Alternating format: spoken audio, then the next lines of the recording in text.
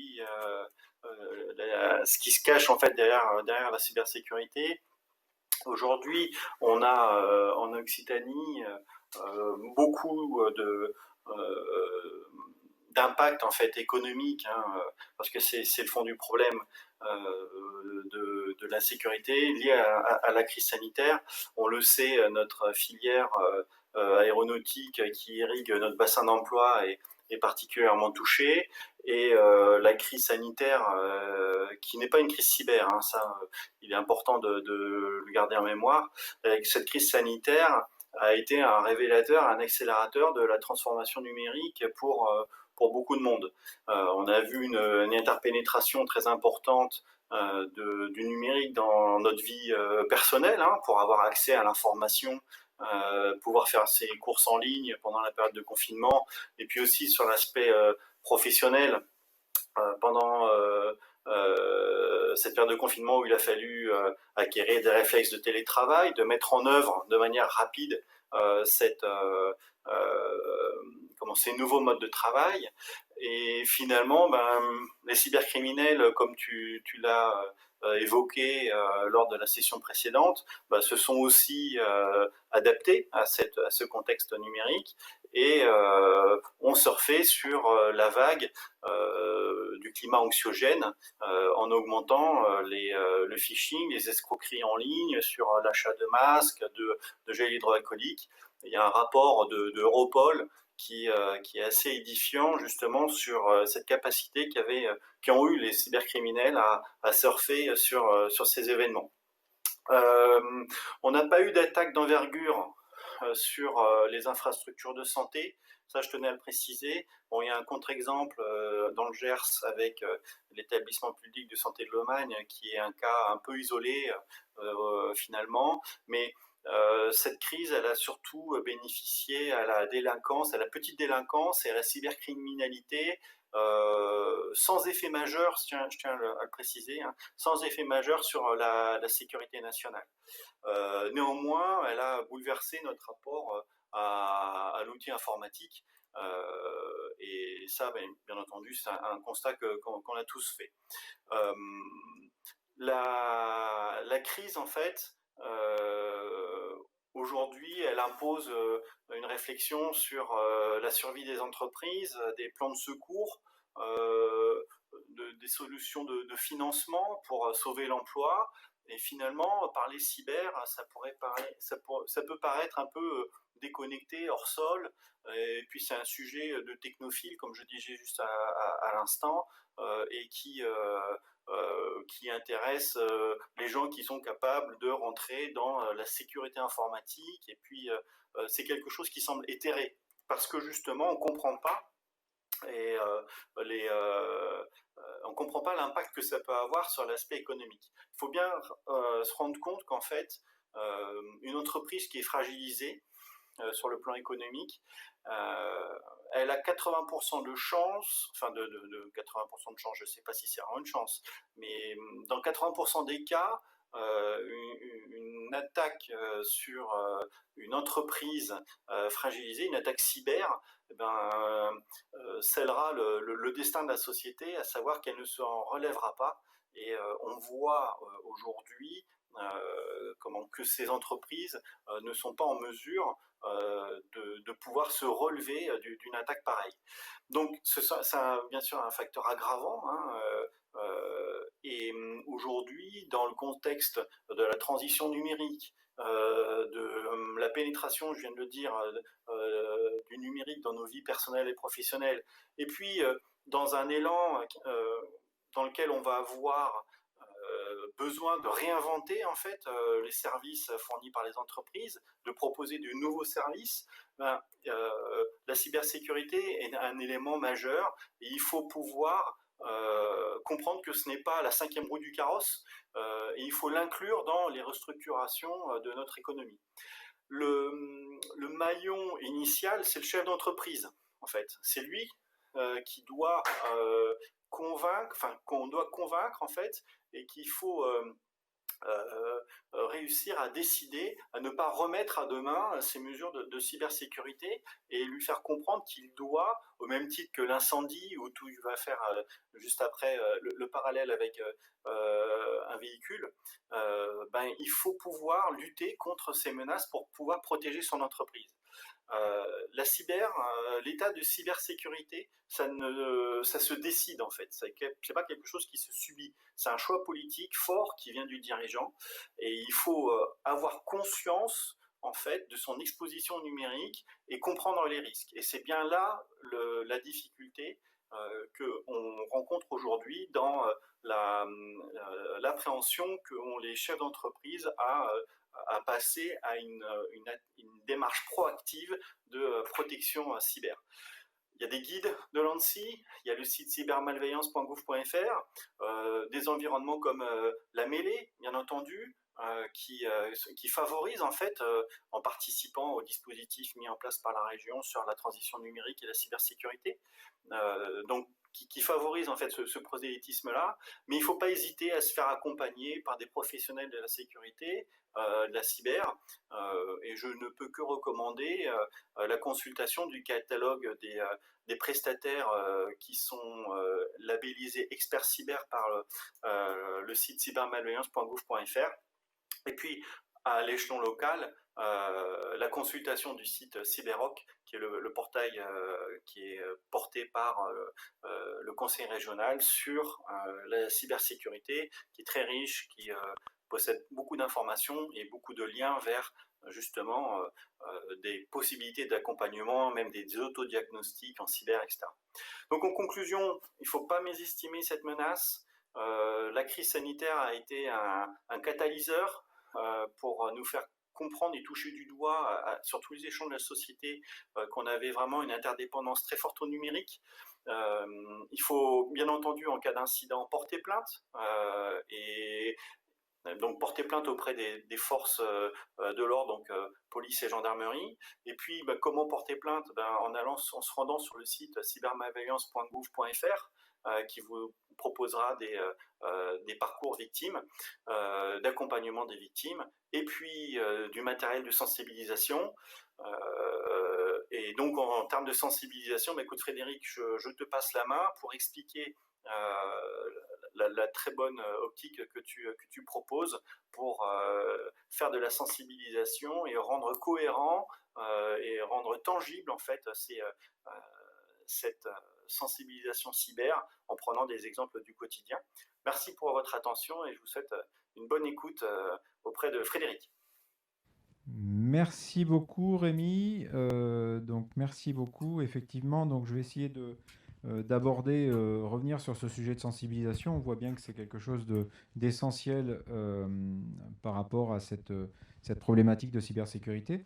Et je me propose de le faire sous un angle un petit peu différent. En fait, ça fait quelques années que je fais pas mal de séances de sensibilisation, que ce soit en interne en entreprise ou en prestation. Et en fait, je me rends bien compte qu'à un moment donné, il y a toujours le fait d'écouter, de rester passif. Et on l'a déjà évoqué sur la première séance qui parlait de la sensibilisation. Bien souvent, après, c'est pas forcément suivi d'effet. Et à partir de ce constat-là, avec un peu de recul, ce que je voudrais, c'est vraiment à la fin de la journée, parce que là, c'est vraiment une offre de sensibilisation, c'est que les personnes repartent avec leur kit minimum de cybersécurité, où on passe, au-delà de la sensibilisation à écouter, à passer un peu en mode pratique. Mais sur des petites choses que tout le monde peut faire. Et donc, voilà, ce que je vais essayer de vous expliquer pour l'intérêt en fait de ce kit minimum cyber. Alors en mode marketing, je l'ai dit chimique, kit minimum cyber. Voilà. Et donc bon, juste pour me présenter, voilà, je viens moi de la gendarmerie. J'ai fait 24 ans en gendarmerie en tant qu'analyste criminel. Et après, depuis 2015, je suis dans le privé où j'ai travaillé dans un CERT. Donc un centre sur les réponses à incidents, notamment sur les notions de threat intelligence. et de réponse à incidents. Et puis maintenant chez CDSF, donc Continental Digital Services France, où là notamment je m'occupe aussi pas mal de sessions de sensibilisation. Et puis je suis chargé de cours là, dans différents masters sur Toulouse. Et donc l'objectif, en fait, c'est issu d'un constat. Hein, pourquoi ce type de formation? Tout simplement parce que c'est un petit peu ce qu'on rencontre déjà aujourd'hui. C'est les gens qui vont assister à ce genre de sensibilisation. C'est déjà des gens qui sont plus ou moins sensibilisés. Ils ont déjà une première prise de conscience du problème. C'est-à-dire que on voit que les spécialistes entre eux ou les gens qui vont se retrouver entre pairs dans les salons cybersécurité, ils sont déjà convaincus du problème. Eux, ils savent. Donc, le gros souci, c'est quand même d'aller chercher les utilisateurs qui sont en dehors de ces salons spécialisés. Parce qu'elle est bien là, l'information à faire passer. Et c'est tout simplement en discutant autour de moi sur des choses qui nous paraissent évidentes parce qu'on est déjà un peu dans le milieu, mais du coup qui ne sont pas du tout évidents pour des gens qui sont en dehors de l'intérêt de la cybersécurité. Et pourtant, ces gens-là, ils vont être acteurs dans le monde numérique. Donc c'est vraiment ces gens-là que j'essaye de cibler. Et les grandes phrases où on entend bien souvent non, moi de toute façon, je ne fais rien de spécial, j'intéresse personne, donc je me sens complètement en dehors des problématiques de cybersécurité. Non, parce que sur le constat justement des différentes attaques, on se rend bien compte que l'utilisateur dit lambda, il est bien souvent en fait un des vecteurs de l'attaque. Donc si on veut réagir de manière stratégique, il va falloir aller aussi vers ces gens-là et du coup les éduquer. Beaucoup de séances théoriques proposées, mais peu de mise en pratique, alors qu'on sait bien que c'est quand même par l'accès à la pratique qu'on intègre beaucoup mieux les choses. Et puis, quelque chose de simple, la loi de Pareto, 80-20, c'est avec peu d'efforts, on peut avoir beaucoup de résultats pour réduire considérablement sa surface d'attaque. Donc c'est vraiment sous cet esprit-là où on part vraiment sur un besoin d'éducation en cybersécurité, mais c'est limite, c'est sociétal. C'est quelque chose maintenant parce que tout le monde dépend du numérique. Tout le monde est Internet, aussi bien à titre personnel que professionnel. Donc à un moment donné, tous ces gens-là, tout le monde doit être formé. Tout le monde doit avoir la bonne hygiène informatique. Des obligations légales, on en parlait déjà sur le précédent atelier, mais il y a certains maintenant articles de loi, donc c'est vraiment législatif, c'est une obligation légale qui parle d'une obligation de sécurité, de mettre en place des mesures de sécurité. Et donc ces mesures de sécurité-là doivent s'appliquer aussi bien aux entreprises, mais également aux utilisateurs, donc aux employés qui sont dans l'entreprise. Donc protection de l'entreprise, mais également protection des salariés. Une croissance des menaces, on en a déjà parlé, on en reparle, et les attaques qui proviennent principalement d'exploitation technique, mais également et bien souvent du mode opératoire de l'ingénierie sociale, c'est-à-dire en gros la manipulation de l'être humain pour arriver à faire quelque chose à quelqu'un. Et enfin, cette fameuse crise du Covid qui a démontré des pics d'attaque et une évolution dans les comportements dus au télétravail, avec des télétravailleurs qui vont être différents, des craintifs, des consciencieux, des ignorants, des téméraires, et tout ça va conduire à des augmentations en fait dans le risque numérique. Quelques constats, 667% d'attaques par phishing liées au Covid-19 depuis fin février 2020. Cette annonce-là, elle était en avril 2020. D'accord ? Donc il y a vraiment eu un constat d'une augmentation phénoménale des attaques avec des créations de noms de domaine sur les thèmes en lien avec la crise du Covid, etc. Donc on voit bien que les cybercriminels, en fait, ils vont rajouter à la crise. D'accord ? Il y a déjà une crise sanitaire, on va rajouter une crise numérique. Et dans ces constats, on voit principalement des problématiques d'escroquerie, d'usurpation de marque, de chantage, d'extorsion, de compromission par courrier électronique, avec des campagnes massives de phishing pour tromper les utilisateurs. Et on revient encore sur l'utilisateur. C'est lui qui est visé. Des disséminations de malware avec des vols d'identifiants bancaires, etc. Du ransomware, on en a parlé. Voire des campagnes de sextorsion également. Donc toujours pareil, récupérer de l'argent, toujours ce gain financier. des emails où Gmail, par exemple, intercepte 18 millions d'emails malveillants liés au Covid sur 240 millions de spams liés au coronavirus.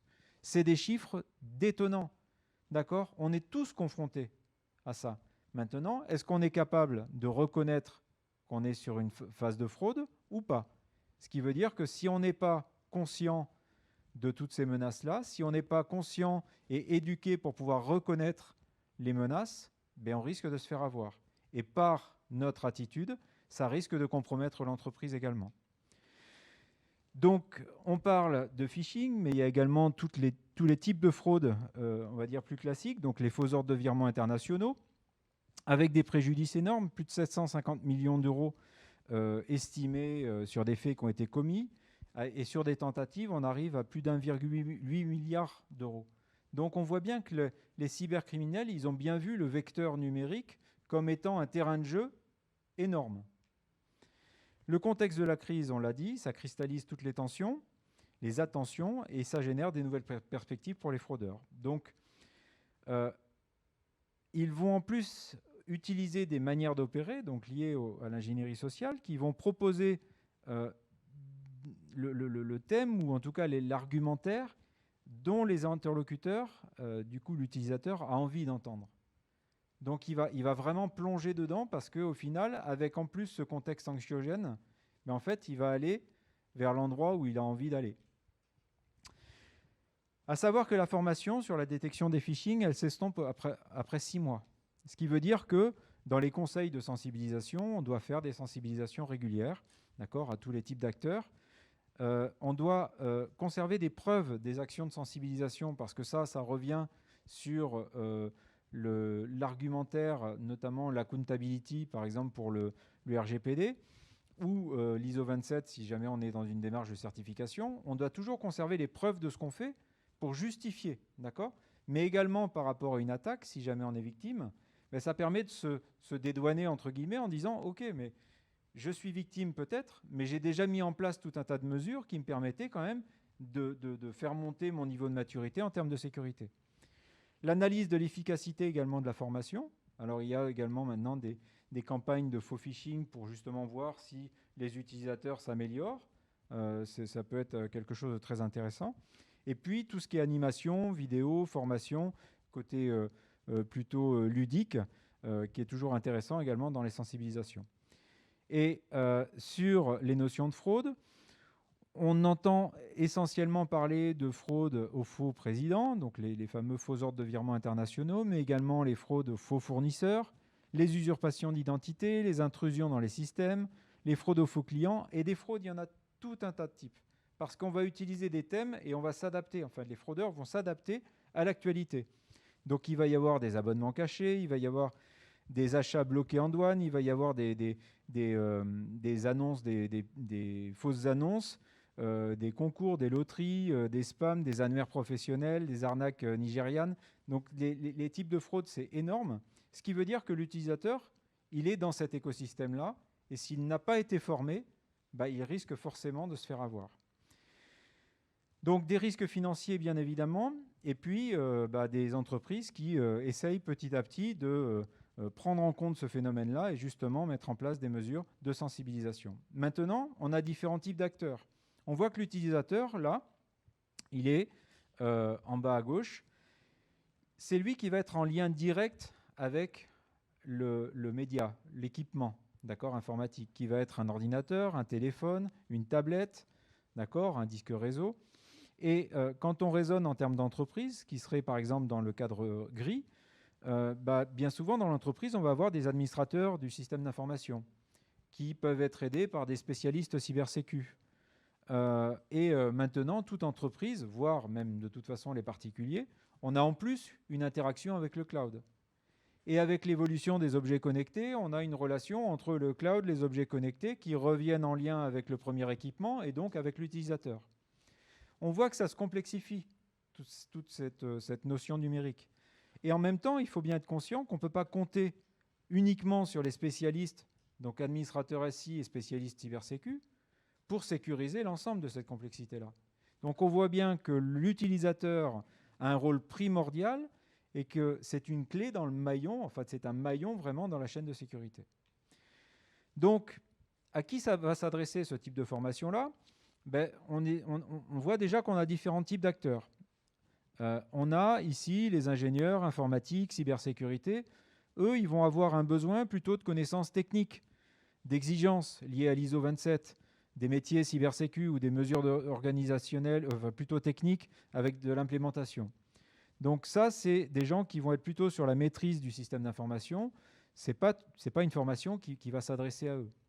Par contre, après, on a d'autres types d'acteurs. Les dirigeants d'entreprise, eux, ils sont responsables. Ils décident également de la culture de sécurité de l'entreprise. Ce qui veut dire que, comme disait Rémi tout à l'heure, ces acteurs-là sont des éléments stratégiques à toucher en fait, pour de la sensibilisation, pour une prise de conscience, des prises de décision, d'une responsabilité, mais également de l'allocation de budget, d'accord, pour ce type de problématique. Et enfin, les utilisateurs d'Internet qui doivent prendre conscience des cybermenaces, de leurs responsabilités également, mais également simplement par le fait, comme on le disait tout à l'heure, qu'ils sont souvent impliqués dans la phase d'attaque. Et donc, c'est vraiment sur ces deux types d'acteurs, les dirigeants d'entreprise et l'utilisateur, que je vais essayer de cibler des sensibilisations, on va dire, plus classiques, théoriques, avec de la cybersécurité, RGPD, mais ce fameux chimique, où j'aimerais bien amener un petit côté pratique, et puis surtout, cette analogie que je vais vous développer par la suite. Donc les derniers conseils de l'ANSSI, on en parlait déjà tout à l'heure, mais j'ai repris la phrase introductive du directeur de l'ANSSI, Guillaume Poupard. Cet effort n'aura de portée que si l'ensemble de l'organisation, de la direction aux collaborateurs se saisit de ces questions et renouvelle sa vigilance. Loin de vouloir effrayer, la juste voie en la matière est bel et bien d'informer, de démystifier et de responsabiliser afin d'influencer positivement la prise de décision. Ça résume tout. C'est-à-dire que ça doit s'adresser à tout le monde et pas uniquement les gens qui sont déjà dans le métier informatique, cybersécurité, etc.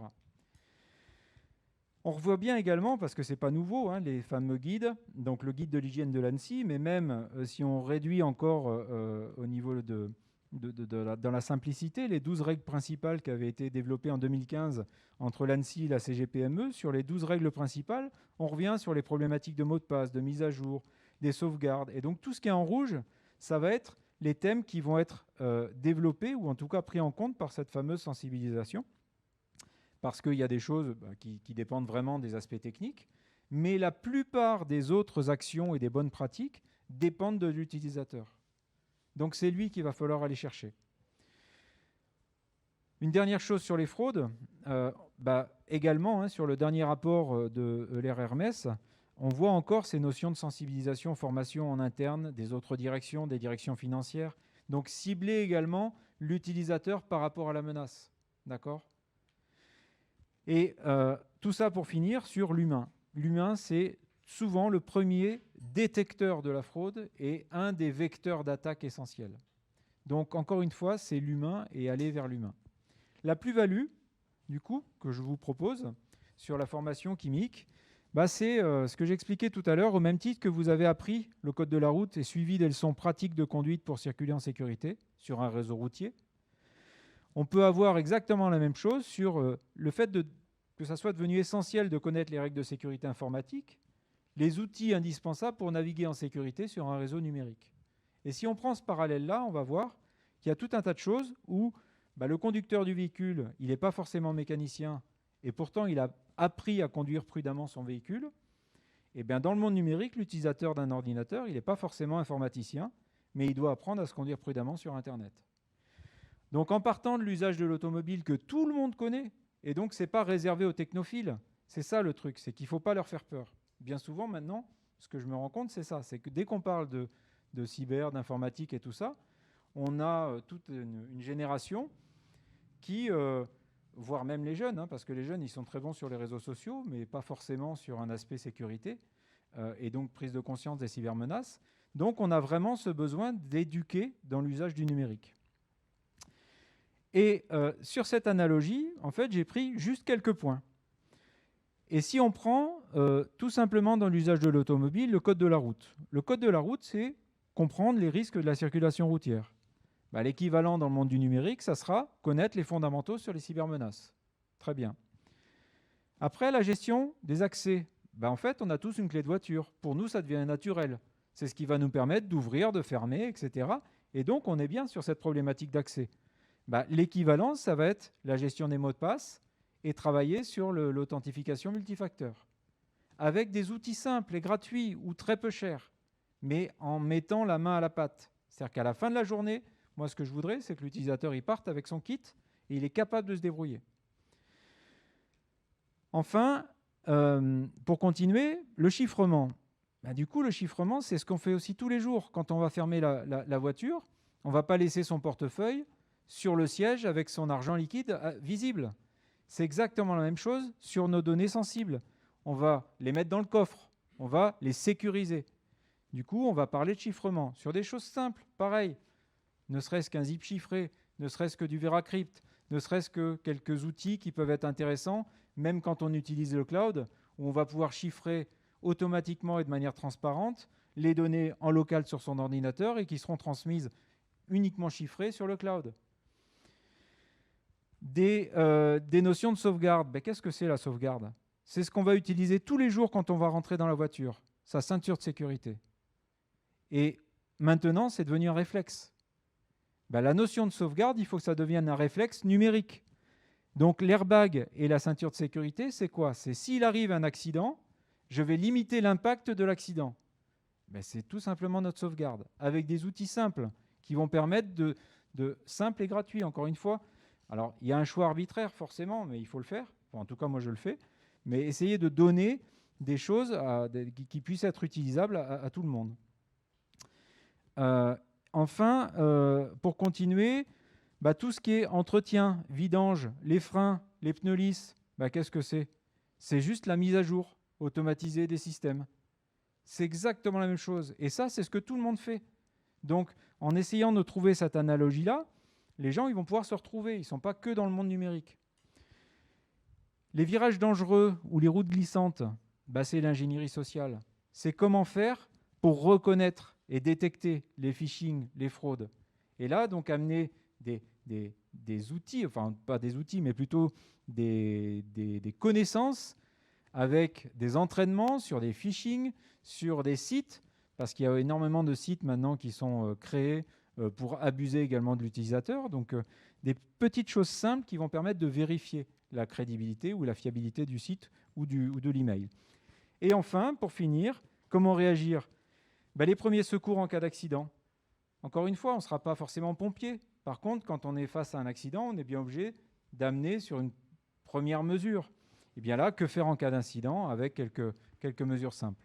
Donc vous voyez bien que c'est vraiment quelques éléments clés qu'on va retrouver dans tous les guides de bonne pratique, simplement en faisant une analogie avec ce que tout le monde va retrouver en fait dans son monde quotidien lié à l'utilisation de la voiture. Donc le programme, il va retrouver les fondamentaux de cybermenaces, gérer et sécuriser les accès, sécuriser les données sensibles avec les notions de chiffrement, les sauvegardes des données, mettre à jour un système et les applications, reconnaître les fraudes et que faire en cas d'incident, avec une partie pratique où on va donner des outils, où à la fin, ils vont ressortir avec leur gestionnaire de mots de passe, avec un outil pour les sauvegardes, avec la possibilité de savoir faire un chiffrement, et puis travailler un peu sur des cas concrets de phishing ou de reconnaissance de fraude. Ensuite, il y a forcément les programmes de sensibilisation plus classiques, théoriques, avec les cas d'usage classiques, donc avec une partie sensibilisation cybersécu et RGPD.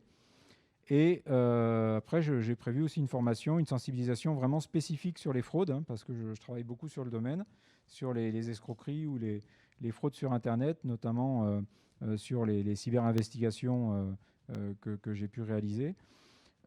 Et puis, voilà, un programme qui peut être personnalisable avec des modules allant de 2 heures, la demi-journée, la journée ou plusieurs jours si on doit déterminer plusieurs choses. Et puis, après, je reviendrai sur mon cœur de métier, mais là, ça rentre un peu plus sur autre chose. C'est du coup l'analyse criminelle et l'investigation numérique avec des techniques d'OSINT, où on va pouvoir aller faire des recherches en investigation en fait, sur le net et notamment sur les fraudes. avec des méthodes d'analyse relationnelle visuelle pour l'aide à la décision et le recoupement en fait, dans les investigations et situations complexes. C'est une méthode que je suis en train de développer qui est basée sur mon cœur de métier à l'origine, sur le cumul de l'analyse criminelle, l'analyse systémique et l'analyse informatique décisionnelle. Voilà, donc en conclusion, c'est juste, voilà, c'était l'objectif d'essayer de montrer qu'il y avait un parallèle assez facile à faire, hein, qu'on a déjà rencontré. Maintenant, c'était essayer de le formaliser sur une sensibilisation. Donc, une formation pratique sur les fondamentaux de cybersécurité pour tout utilisateur d'Internet, sans connaissance technique particulière. Et c'est utile aussi bien à titre personnel que professionnel. Et l'objectif, c'est vraiment que ça participe à la transformation numérique de notre société, avec la possibilité de savoir pour pouvoir agir et être acteur dans la lutte contre les cybermenaces. Enfin, ça limite grandement les risques d'être victime. Et en cela, je m'appuierai sur une petite citation d'Einstein qui dit que la connaissance s'acquiert par l'expérience, tout le reste n'est que de l'information. Et du coup, l'intérêt, c'est essayer de basculer un petit peu plus de la sensibilisation orale avec un côté un peu plus pratique, mais vraiment simplifié. Voilà, je vous remercie pour votre attention et si vous avez des questions, c'est avec plaisir.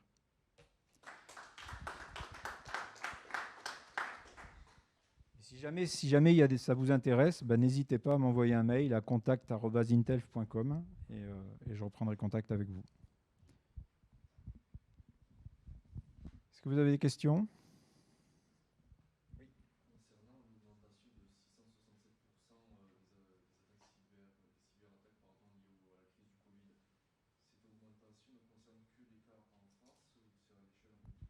Non, c'était mondial. Ouais. Alors oui, sur la question, c'était sur la notion des 660% d'augmentation des phishing au moment de la crise du Covid, à demander à quelle échelle c'était, et c'est à l'échelle mondiale.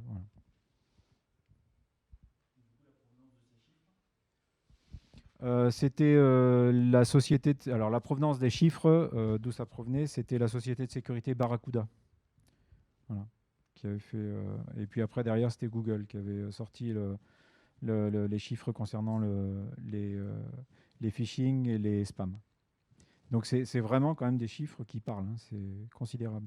Donc ça veut dire que, voilà, potentiellement, ça va vraiment toucher tout le monde, et dans tout le monde, il y a beaucoup d'utilisateurs qui, eux, ne sont pas forcément informés, qui n'ont pas conscience de tous ces risques-là. Donc je pense que toute la démarche à l'heure actuelle sur la transformation numérique, elle est vraiment pour cette notion d'éducation, entre guillemets, hein, c'est pas du tout péjoratif, c'est juste que, comme on disait, on a appris à conduire, voilà, on a fait des leçons de conduite, et au départ, c'était pas simple, et maintenant, ça devient des réflexes. Pour le numérique, c'est pareil. Voilà. Il faut juste arriver à passer le cap et rendre possible cette action de sensibilisation au plus grand nombre.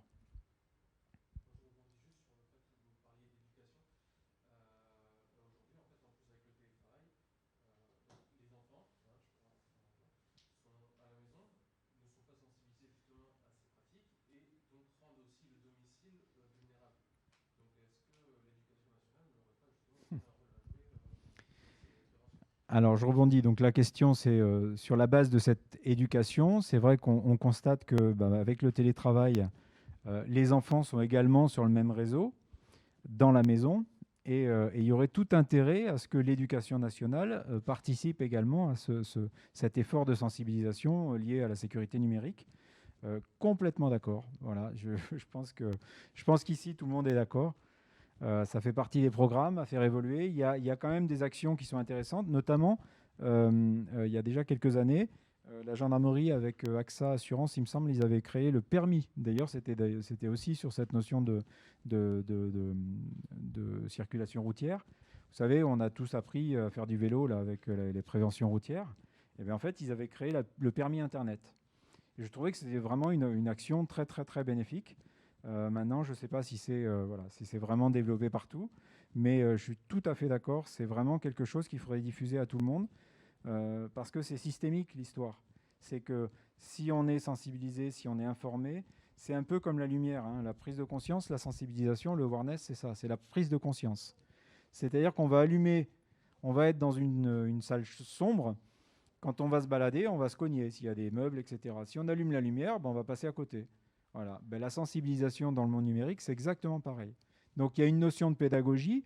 C'est pour ça qu'il faut essayer d'éviter de faire peur. Et c'est bien le problème sur ce genre de sujet, parce que si on n'est pas technophile, forcément, ça fait peur et on n'a pas envie d'y aller. Donc essayez de le prendre sous un angle où tout le monde, en tout cas pratiquement tout le monde, est conducteur d'une voiture et en même temps, bah, ils ont appris. Et on a après des actes réflexes. Du coup, c'est essayer de l'aborder sous cet angle-là. Voilà. Écoutez, je vous remercie beaucoup. Oui.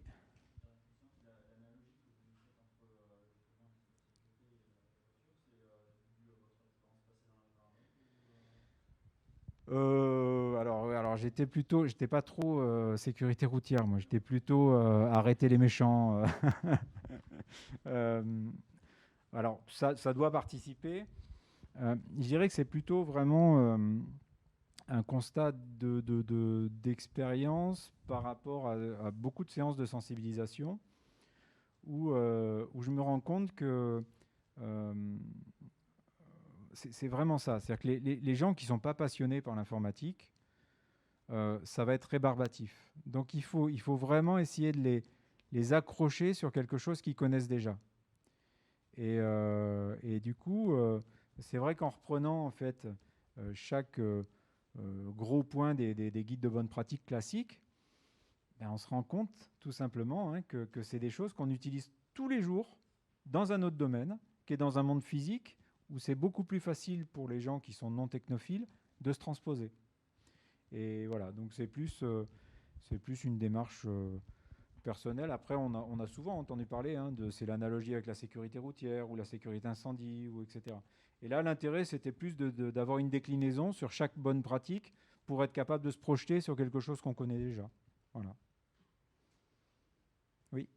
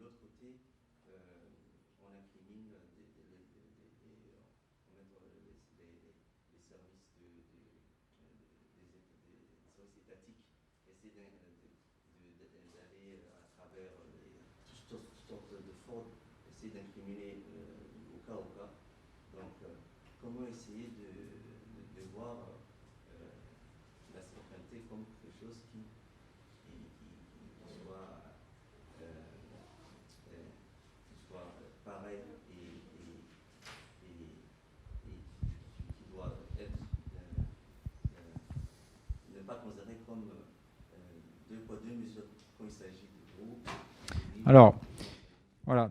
Donc, pour résumer, c'est un peu la notion entre la sécurité d'un attaquant et la sécurité de nos données vis-à-vis des entreprises qui vont traiter des données en type big data, style Facebook, etc.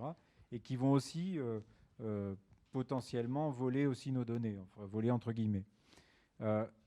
Justement, ça rentre un peu dans cette éducation-là. C'est-à-dire que dans la sensibilisation, on doit prendre en compte les notions d'attaque, d'identifier les types d'attaquants, d'accord, comprendre l'écosystème en fait de la cybercriminalité, mais en même temps, j'ai parlé également du RGPD. Et ce volet-là, il amène la protection de ces données personnelles, et donc prendre conscience également que tout ce qu'on va traiter sur Internet va générer de la donnée et que ces données-là sont utilisées par différentes entreprises. Donc, toujours, c'est une histoire de prise de conscience. Maintenant, comparer les deux, Pour moi, c'est quand même un peu différent. Il y en a un, c'est dans un aspect business légal, d'accord? Mais c'est bien nous qui allons accepter ce business légal. Dans la partie cybercriminalité, on ne vous laisse pas le choix, quoi. C'est-à-dire qu'à un moment donné, c'est plutôt une agression sur nos données. L'autre, c'est plutôt du business. Donc, il faut être conscient des deux. Il faut justement protéger ces données. Il faut être conscient de tout ce qu'on génère comme information et qu'il faut protéger cette information-là. Et là, on revient sur la sécurité de l'information, pas de l'informatique. D'accord ? Et à partir de ce moment-là, on va réagir différemment. Mais encore une fois, c'est vraiment déjà une prise de conscience. Oui. Dernière, je dois prendre un train après, donc je suis désolé. Alors, j'aurais pas de chiffres. Alors, la question, c'est quelle est la quantité de cybercriminels qui est condamnée. J'aurais pas de chiffres, simplement une expérience. Il y a, allez, on va dire, il y a 4-5 ans, il y avait beaucoup plus de difficultés pour travailler à l'international que maintenant. Donc, cette prise de conscience également des différents États de l'obligation de travailler ensemble. Donc, la collaboration internationale, elle se fait de plus en plus. Elle se fait notamment avec Europol et Interpol, mais c'est essentiellement Europol qui va coordonner les différentes polices des différents États. Et c'est vraiment efficace. C'est-à-dire qu'il y a de plus en plus de coopération internationale. Il va y avoir des capacités même d'équipes communes d'enquête. D'accord ? Donc c'est vraiment quelque chose qui évolue. Maintenant, pour ça, la première étape, c'est déposer plainte. C'est-à-dire que la seule chose qui permet justement de faire avancer les enquêtes, c'est le recoupement. Et ça, c'était mon cœur de métier. C'est le croisement des données. C'est recouper, c'est trouver des points communs, c'est trouver des fils à tirer. Et c'est que dans la multiplication des victimes qui se sont fait connaître, où on aura pu faire des prélèvements, donc récupérer des indices, des indicateurs de compromission, voire des éléments contextuels à l'enquête, qu'on pourra trouver des points communs et démontrer en fait une organisation criminelle qui est derrière. Donc c'est par la centralisation de toutes les plaintes, l'organisation et la coopération internationale qu'il y aura de plus en plus d'incrimination en fait et d'imputation. C'est pas simple, voilà, c'est pas simple, mais je trouve que depuis quelques années ça s'améliore et typiquement sur des ransomware, voilà, la grosse difficulté, c'est le temps. Le temps judiciaire n'est pas le même que le temps civil normal. Donc voilà, pour aller choper des cybercriminels qui sont en Ukraine, ça va peut-être mettre 2 ans, mais on peut y arriver. Voilà. Et ça dépend de beaucoup de choses. Mais donc, je dirais qu'il faut... En fait, encore une fois, c'est l'utilisateur, c'est la victime qui va être acteur aussi de cette capacité d'investiguer et d'aller chercher les cybercriminels. Donc c'est ce que je disais tout à l'heure. En fait, l'utilisateur là-dedans, en lui donnant cette prise de conscience, on lui redonne une responsabilité et surtout une capacité d'agir. D'accord ? Il devient acteur dans la lutte contre les cybermenaces. On ne peut plus penser que c'est que les autres qui vont nous protéger, qui va nous protéger. Ce n'est pas possible. Donc il faut que chacun puisse se prendre en compte parce que de toute façon, on est sur un écosystème numérique.